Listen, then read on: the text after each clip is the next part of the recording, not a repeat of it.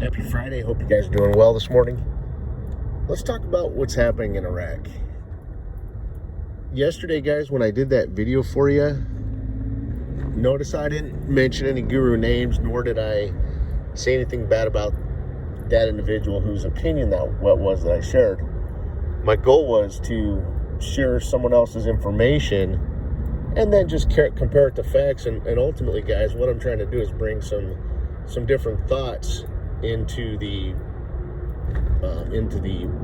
investment here, just kind of to get your minds thinking, get your gears turning. And it did. Look how many comments we had. That worked out well. That was great. I might do that on occasion just to kind of change it up and get your minds thinking, kind of get you guys to look at things from some different angles to see what other opportunities there might be out there. Okay. So anyway, let's talk about what's happening in Iraq. There's a little chatter out there from some different, groups that some have said they have to finish the prime minister. Some have said that the prime minister is, in a way, kind of the linchpin in this, to where once the prime minister's put in place, that's what's going to trigger the rate change, shortly after putting the PM in. Let's take some of that information and let's compare it to the facts. Let's look at what's happening in Iraq. Let's look at what they've done and what they're currently doing, okay?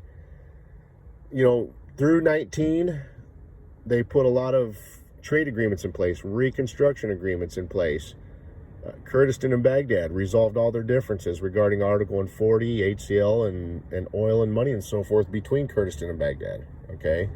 Now, let's look at what they're doing right at this moment, okay? They are working on the 2020 budget. What have they told us with the 2020 budget? They've told us that the large deficit within the 2020 budget is actually the reforms. Okay, the reforms are post-rate change. The reforms are also one of the items that are the most highly wanted items by the demonstrators. The UN has recently stepped forth and told Iraq they need to hurry up and get the reforms implemented. And as you guys know, they are still currently having demonstrations at this time. What that means is the demonstrators know they have to wait, okay, for everything to be put in place to get the reforms finalized and implemented. So they a little bit more time's needed, but the demonstrators are not going to sit here and wait, another 6 months. Okay, so Iraq has a little bit more time needed.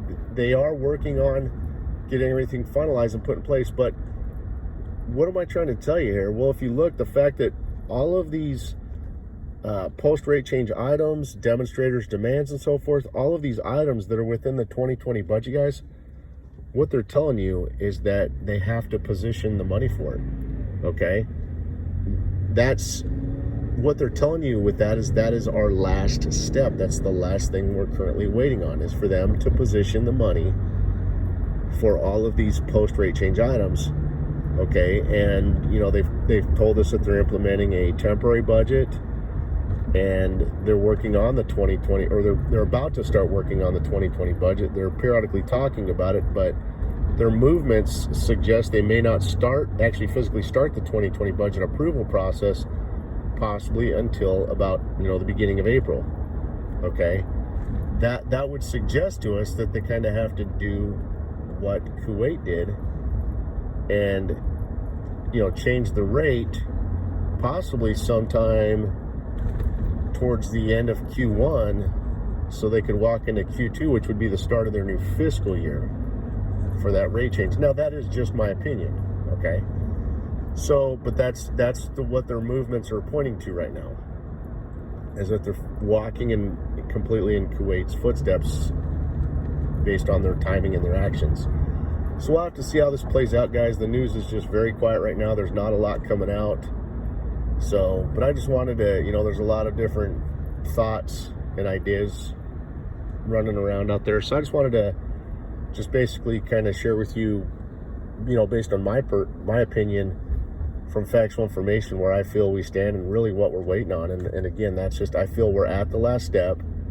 which is for them just to position the money for everything.